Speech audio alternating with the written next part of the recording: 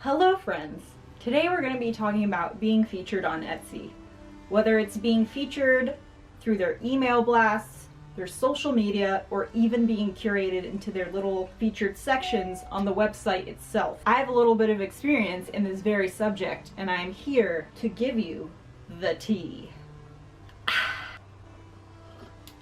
Stay tuned and I will share my ingredients for the Etsy feature soup. So yesterday I got off of my day job, going about my usual business, when I get a notification on my Instagram.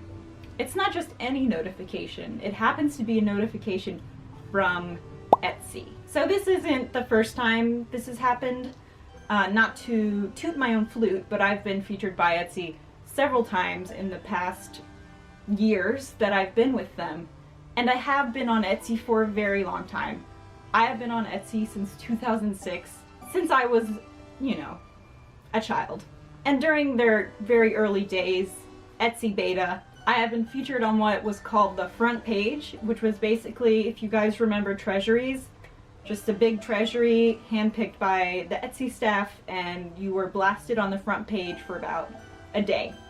And I think I did one of those at one point. I don't really remember if it amounted to any sales, but it did give me a lot of good exposure. And ever since then, since my on and off relationship with Etsy and me changing up my medium and getting more serious with selling online, I have been featured through their email blasts and through their social media now twice in 6 weeks. Shut up. Okay. Back in the day, there were only a handful of sellers on Etsy, but today there are over 2 million sellers on Etsy. That is a lot to compete with. And back in the early days, I wonder if people knew that they were buying from a literal child. I made enough money to buy myself a pair of super silver Converse, which is all I ever wore for like 5 years of my life. It was great. Now let's talk about how these features have affected my sales. So a lot of these Etsy features can be paired up with an adjoining campaign on their website. If you scroll down and you see these little sections of featured styles, like this summer, the most perfect sponge holders for babies. So this is maybe why I would see some incoming traffic coming a lot earlier than the actual email itself, and in sometimes a lot longer than the actual feature. My first email feature was by far the most successful, and it opened up some great opportunities for me. Through that email feature, I was contacted by fab.com, and I actually set up a dropship relationship with them, and that gave me quite a bit of my income at the time, which was great.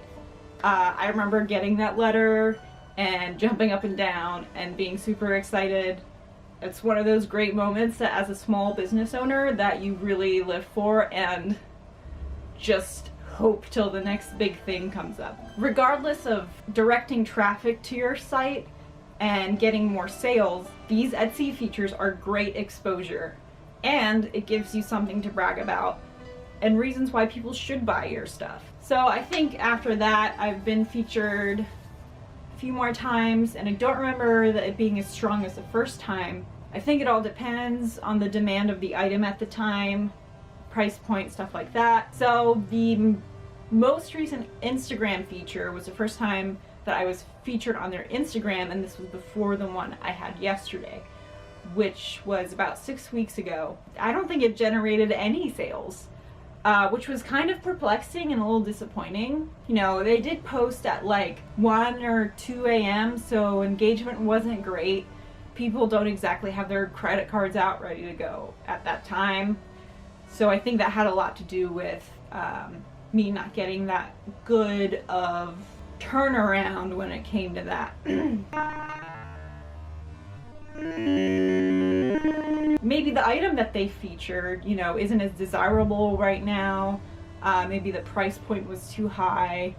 There's a lot of factors why that didn't result in a lot of sales. On the other hand, the feature that happened yesterday was a lot more successful. It was of one of my cat lady enamel pins, and of course enamel pins are super hot right now. So hot. I think the price point was a lot better for the average buyer. I think that people of a lot of ages can wear these pins, a lot of genders, and of the popularity of cats, plants, pins, boom, cha-ching. They also posted at a much better time. I think it was around, I want to say 7 o'clock last night, so that is a great time to post in general, I feel like, when people have just gotten off of work, have had time to unwind, and they're looking on their phones for stuff to buy. Alright, so some things I think that did influence my features in the past and up to yesterday is that I've been on Etsy for so long.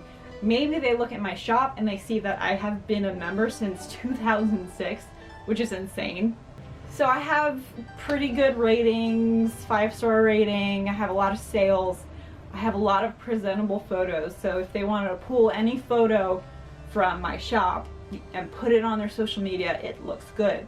So they're not afraid of doing that. I think my social media influence on Instagram maybe has a lot to do with it because it would be more likely to be seen by someone that works for Etsy. Also, I think my willingness to lay down in front of the Etsy gods, regardless of any fee changes, membership changes, anything like that, I mean, it's just what it is, right? Like, they actually have the platform for us to be able to sell our things, which is pretty amazing because not a lot of places have such a good fee, to be honest. You can set up your own website, but you don't have that traffic, especially during Christmas time. And that's what actually keeps me continuing to be an Etsy seller. Anyways, that's off topic. So some tips for you in order to get featured on Etsy are as follows. Work on your social media presence. This is so important for everybody out there. It's the best way to get found by wholesalers, by Etsy, by people wanting to buy your stuff. And I have a whole video on that, so I'll link down below. Make sure that your shop is in good standing with Etsy overall. You got good ratings, you're shipping on time, your photos look great. No one wants to feature a shop with, you know, crummy photos. So really work on that. Drink their Kool-Aid. This is what, you know, Etsy wants you to do. They want you to offer free shipping. They want you to offer sales. And I know it looks like they're trying to, you know, be real cutthroat with us and make more money, but they're just trying to compete with like Amazon. And, you know, do what they say, because then they'll be more likely to put you in the limelight and be a model seller. And of course, when you do use social media, use the Etsy hashtag.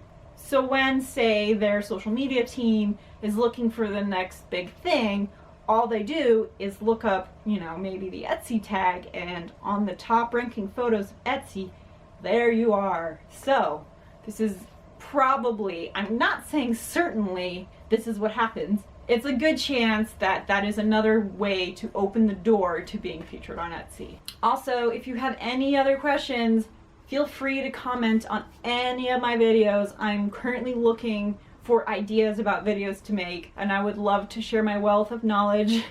Since I have been on Etsy since 2006, I am planning on making a resin video about what kind of resin I use, and that used to be top secret, but you know, I'm ready. I'm ready to share to the world what kind of resin I use, because, you know, I need to stop being so selfish and keeping my good resin earth-friendly, eco-sustainable resin to myself. It's just, you know, it's not fair. I love soup. I will eat it all year round.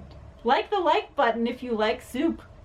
Subscribe, the subscribe button if you like soup. And comment about your favorite kind of soup.